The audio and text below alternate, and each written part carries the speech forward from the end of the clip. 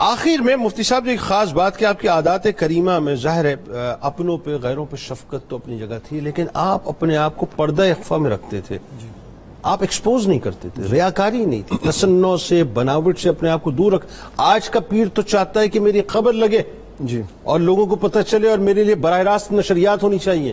وہ اپنے آپ کو اخفا میں رکھتے تھے.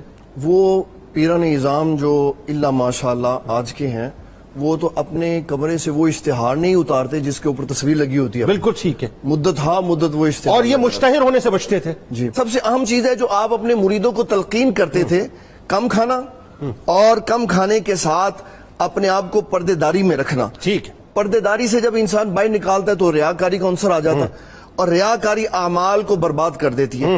نبی صلی اللہ تعالیٰ علیہ وسلم نے اعمال کو برباد کرنے میں جس چیز کا سب سے زیادہ ذکر کیا وہ ریاکاری ہے. تو پیر صاحب رحمۃ اللہ تعالیٰ علیہ آپ کے معاملات میں پردہ پوشی تھی، آپ تنہائی پسند تھے، اور تنہائی میں آپ اپنے مریدوں کو جو تلقین کرتے تھے کہ شیخ سے اپنا تعلق نہیں توڑنا. یہ سب سے اہم ترین شے ہے سلسلہ تصوف میں، کہ مرید کا جب اپنے شیخ سے تعلق ٹوٹ گیا تو اس کا آگے روحانی سلسلہ بھی منقطع ہو جاتا.